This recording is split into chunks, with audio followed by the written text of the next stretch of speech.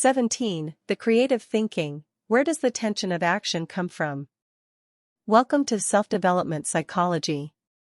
If we compare thinking to a river, there are 3 conditions necessary for a river to flow. 1. The tension produced by the drop in the river. 2. The channel that controls the direction of the river. 3. The constant supply of fresh water from the source.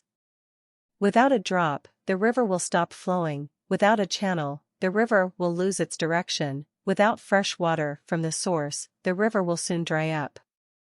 In fact, human thinking development is the same. The tension is the goal, the channel is the method of action, and the fresh water from the source is the contact with reality. Without a goal, there will be no tension for action. Without a method, the goal will only create anxiety and will not lead to effective action. Without contact with reality, thinking will become rigid rules in the mind and will not develop. Therefore, our course will also discuss how to develop our thinking from the 3 aspects of goal, method, and contact with reality. Today, let's talk about goals and tension.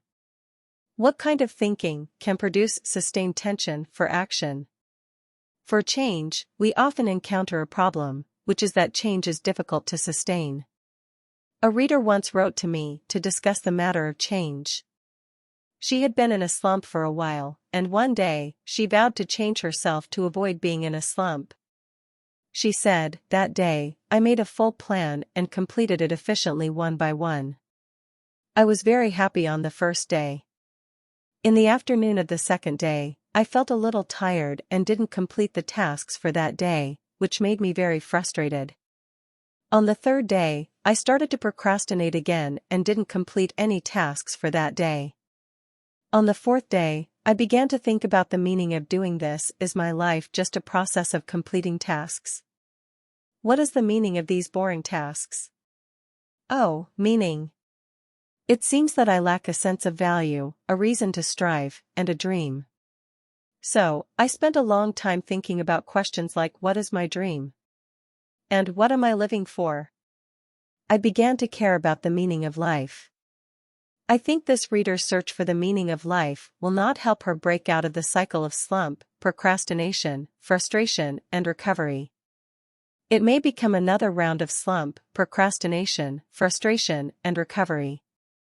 Perhaps you have also experienced this cycle, full of energy, enthusiastic, then declining, exhausted, and finally returning to a slump, waiting for the next burst of energy. With so many cycles, even if we have motivation, we will doubt whether change is possible. So, what was the problem with this reader? Perhaps you have already thought of it. She needed a goal. But in fact, this reader did have a goal, which was, I don't want to be in a slump like this.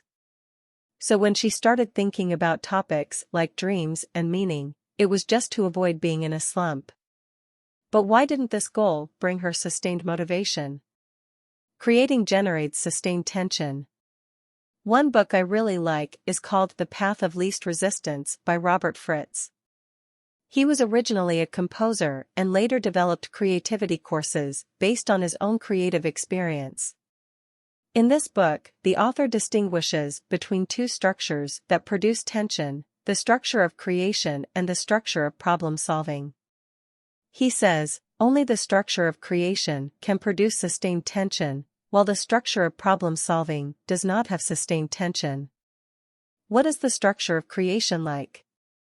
It's like a painter wanting to paint a picture or a composer wanting to compose a piece of music. They have something specific they want to create, and that's the structure of creation. On the other hand, if you're not using the structure of creation but the structure of problem solving, then you'll fall into the same dilemma as the reader we just talked about. Her goal was, don't be in a slump like this. But her motivation didn't come from her goal. She didn't have something specific, like creating a painting. Her motivation came from the anxiety caused by the problem itself. As soon as her efforts were effective, the anxiety would ease, and the tension caused by the anxiety would disappear. When the tension disappeared, her motivation would decrease until the problem made her anxious again, and the tension would accumulate again. That's why there's a constant cycle from being energized to being in a slump. How can we break this cycle? Some people's strategy is to exaggerate the severity of the problem, to create anxiety by blaming themselves, and to gain motivation. As long as the problem exists, so will the motivation. So when they slack off a little, they will harshly say things like, "The problem is already serious, if you don't change now, you're done." But when they do this, they not only strengthen their motivation but also the problem itself. In order to maintain this motivation, they dare not let the problem improve, and can only make themselves more and more pessimistic. So maybe some people have achieved what looks like success in their studies or careers, but deep down, they don't dare to acknowledge or enjoy these successes. They need problems and setbacks as motivation to keep pushing forward. This structure clearly cannot be sustained. The way creative thinking generates tension is very different.